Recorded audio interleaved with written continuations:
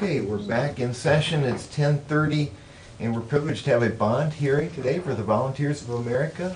I don't know if, Sally, if you want to tell us something about the project, or go ahead. Sure, I'd be happy to. I'm the Executive Director of Autumnwood Care Center, and our project has been in development for about 10 years and has changed quite dramatically. We have been working in collaboration with Mercy Hospital of Tiffin when they decided to build that beautiful replacement hospital. We had talked about providing their post-acute care services. So we're finally to the point in the design phase where we're ready to move forward with financing a project where we're going to be relocating 20 of the licensed beds that we have at the current facility at Autumnwood Care Center to a new building on the campus of Mercy, really close to the DaVita Dialysis Center, pretty much on the same side of St. Lawrence Drive there. And then along with those services, we found a company to partner with that is that has a history of managing specializing in geriatric psychiatric inpatient hospital units throughout the country. So that company is going to be managing, along with our, adjacent to our 20 post-acute care beds, a 24-bed inpatient hospital unit, again specializing in the geriatric population, something that's really an unmet community need that really furthers our mission for Volunteers of America. We try to serve an unmet community need. So that's the project. Okay, well, thank you for what you do for our community. We appreciate it. And then Diana, is that right? From Peck Schaefer Williams, you're going to explain to us what we need to do as far as the... Yeah, so I'll talk a little bit about the actual financing, the bonds aspect of the deal. As Commissioner Wagner said, I'm Diana Silvera with Peck Schaefer and Williams, and we're acting as bond counsel in this transaction to the county. And this public hearing is being held in connection with the possible issuance by the County of Seneca of its Healthcare Facilities Revenue Bond, Series 2013, for the benefit of VOA Rehabilitation Centers Incorporated, which is the affiliate of Volunteers of America that will be the owner-operator of this new facility. The bonds are anticipated to be issued in two series, one taxable and one tax-exempt, and an aggregate principal amount not to exceed $18 million, pursuant to Chapter 140 of the Ohio Revised Code. Upon issuance of the bonds, the proceeds will be made available to BOA Rehabilitation Centers for the purpose of financing the acquisition and construction of the new healthcare facility that Sally just described, the 20 licensed transitional care beds and the 24 licensed geriatric psychiatric beds in the city of Tiffin, as she said, right there near Mercy Tiffin. It's important to note that these bonds are backed solely by the revenues of VOA Rehabilitation Centers Incorporated, a leasehold mortgage on the new facility and its site, and a guarantee from an affiliate of VOA Rehabilitation Centers. No taxpayer dollars will be pledged or used to pay back the bonds, and the taxing power of the county will not be pledged or used to pay back the bonds. The bonds do not constitute the debt or general obligations of the county. Sally's here to answer any further questions, and I'm here to answer any further questions about the financing or the project, if there are any more. Great, thank you very much. And this time we'll have public comment. I know at least one person wants to speak. Joyce, would you like to say a few words?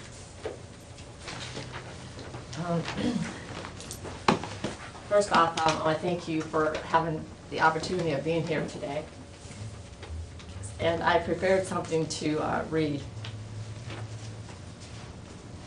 Thank you for, like I say, for the opportunity to speak before you and share my support for the Volunteers of America in the construction of a mental health facility within your county. But changes in psychiatry needs made where the mentally ill will be treated like we should be. For the past 4 years, I've been speaking out to bring awareness of psychiatry. I've written a book called Miracle Complete, where I share my confirmed miracle through the medical field. Bipolar is curable. And I've contacted and I've met with top officials in the state of Ohio, where I've received encouragement to continue the journey. Since being diagnosed with mental illness, called bipolar, and having received a confirmed miracle through passionately sharing with psychiatrists how psychology and psychiatry need reviewed and changed for the better with new and improved ways of healing. I'm humbled and I'm blessed. Bipolar is curable, and so are many other mental illnesses. Recently, within our nation's capital, Washington, D.C., another tragedy occurred. This young woman needed mental health treatment, but the system, and unfortunately her family, was clueless, and now her daughter has been left without a mother. The father of psychiatry was Sigmund Freud, and he was an atheist. Why he chose this for his life, only God knows. Unfortunately, his theological thinking has been accepted and adopted. I hope and pray that the mental health professionals and psychiatrists will be trained differently in our colleges and universities. There is a God, and I praise him daily for his blessings, where after being on psychotic drugs for 21 years, with the approval of my last psychiatrist, I've been weaned off. Medication was a part of my healing, but it feels wonderful at this point in my life to be no longer on any medication for bipolar or any other illness.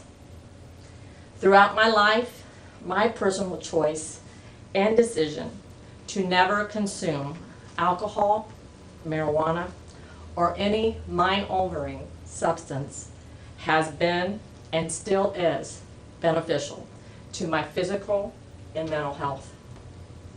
I'm not associated with the Volunteers of America, but I hope and pray that this mental health facility in your county will be like no other. May it be truly blessed and focus on the individual care that every mentally ill patient and their family members need. The stigma that the mentally ill suffers from needs to stop. And this will only stop when the public becomes aware of psychiatry and family members stop believing in the stigma. My speaking out started almost 4 years ago when someone I knew committed suicide.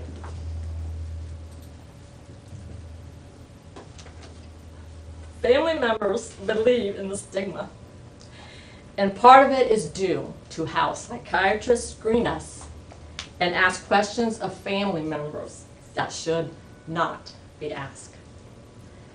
This facility can be a positive and productive part of your community, state, and our nation, where it will be an amazing example and an asset. The stigma must stop where loving care is provided that the mentally ill need, and where they will not be ashamed or afraid to seek medical attention for their illness and will recover while focusing to live, but most of all love. And I want to end this with this scripture from the Holy Bible. I desire to do your will, O my God. Your law is within my heart. Psalms 48. Thank you for having the courage to share that publicly. Any other comments from the public on this issue? Yes, sir. Was there a need assessment done in the county or in the surrounding counties? Yes, the management company that I talked with conducted an assessment of need in Northwest Ohio. I'm not sure the extent of the counties, but it was quite extensive. Yeah, there's a feasibility study being done, and it'll be published as part of the offering statement, which will print. Yeah. Do we know when that was done? The feasibility study isn't finalized yet, but they will be printing it as part of the preliminary official statement, which I believe is scheduled for probably mid-November, maybe early to mid-November. So then is when they're gonna publish the need assessment results, correct? Is what you're saying? Yeah, For Northwest yeah, Ohio? in the feasibility study, it'll talk about it, there'll be a needs assessment, I'm sure, in the feasibility study. And do we know what the target counties are for this facility?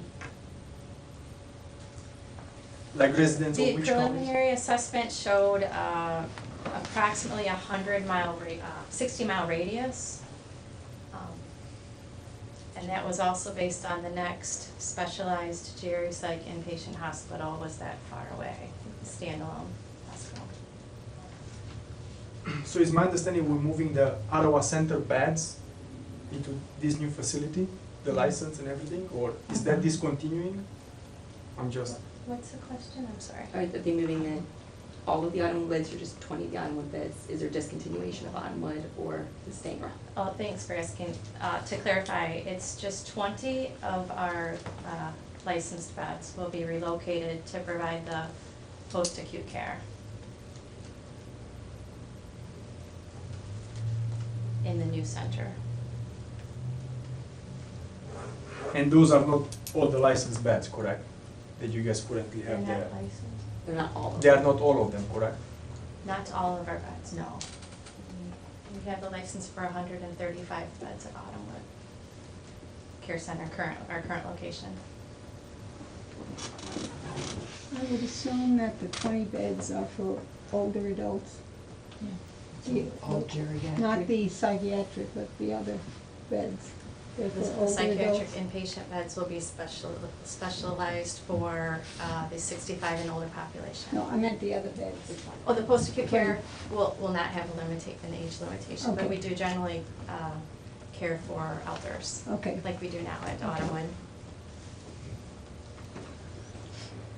Thank you for clarifying that stuff. All right, so we have a resolution to pass then. Would you like to read the resolution or the title of I do.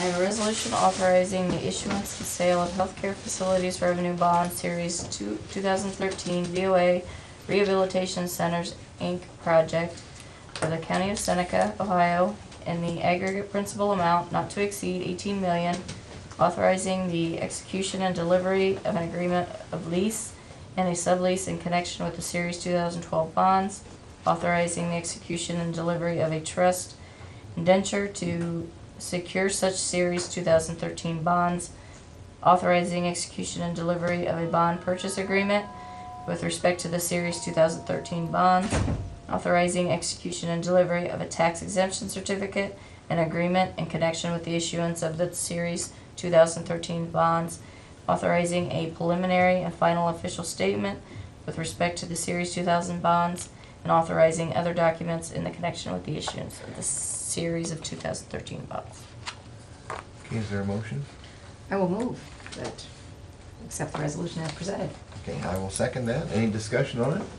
No, just thank those here sharing information and speaking up and asking questions, and the information VOA sent to me when I asked questions about the number of jobs and things. They were prompt with, somebody got back with us on that. I didn't bring that in here, but there was a little bit of job creation that came with that as well, so glad that we're able to do this. We're thankful for the large investment in the community. That's a real plus, and make a nice campus out there in Mercy areas. Yeah, trying to anticipate the future healthcare needs. Yeah. It's a challenge for everyone. Yeah, It is. very much so. Being consumers, but we'll try to make it as best we can. Great. Okay, roll call vote, please. Commissioner Zoller? Commissioner Stacy? Yes. Commissioner Wagner? Yes. All right, if I can set this project aside for a minute, can I just ask bond counsel a couple questions about these things in general? Yeah. Not about the VOA. Yeah. We've been discussing this lately, because we did one for Heidelberg not too long ago, and different discussions have been out there, and I just wanted to get a few thoughts. Can counties do this for projects outside their boundaries? Could Huron County sponsor this thing in Tiffin, for example? They could, yes, but they would still have to get public approval from the jurisdiction in which the project is located. Okay. So they would either have to get this, if it was within a city's boundaries, they would have to get that city's public approval. We would have to have the TEPR hearing there, do the same thing where the project is located, or the county's approval.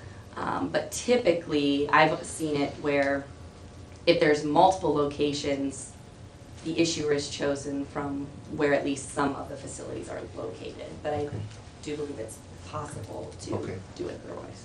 Okay. Is it hard to find someone to do these, or is it fairly easy to find someone? To find an issuer, like Yes. typically, potential issuer cities and counties are supportive of the projects, because they're usually 501c3 companies.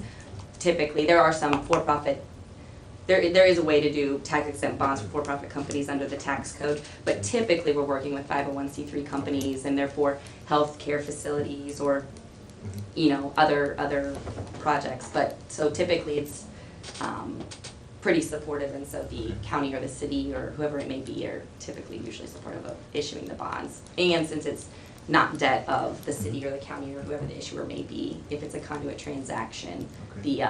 the underlying company is the one responsible to pay back. Mr. Zoller, Commissioner Zoller had mentioned the Port Authority Mhm. doing some of these. Do they do it under the same authority, type of authority that we do? It is a different, I believe it's chapter 4582. It's a different section of the Ohio Revised Code, 4582. Yeah, that's what port authorities are. Huh. That is the section of port authorities, Yeah, that's for sure. yeah, and so they would issue it just under a different authority of the Ohio Revised Code, but they can issue it for the same, it's economic development Okay. purposes then, but as long as it fulfills economic development purposes as well, the project, then they could do that. From talking with Glenn Pratt, who's the partner at Peck Schaefer working on this deal, historically with Seneca County, we've done it through the county, but if that process or policy were to change in the future, it's definitely a possibility to issue it through a port authority as well. Okay, okay. And we're not necessarily pursuing that, we're just getting information right now. Would projects suffer, in your opinion, if this was not done for free? The county has typically done this for free for years. Would projects be halted, or would they suffer? I think that is dependent just upon the project and the company that's doing it. It depends on the size of the project, I would say, and the size of, the bond issuance. But I believe that most projects would probably still go forward as long as the fees were in line with, typical ones around the area. All right, that's all the questions I had. Do you have any other questions? No. Okay. Thank you very much for the extra insight there. Okay, that concludes our bond hearing on that, and good luck with your project. Thank you all for coming. Thanks. We have Ron Burns coming at 11 o'clock to talk about health insurance, so we will do that whenever he gets here. That one's not advertised for a specific time, or we don't have to wait for a specific time to do that one. So We just need to wait for Ron. just need to wait for Ron.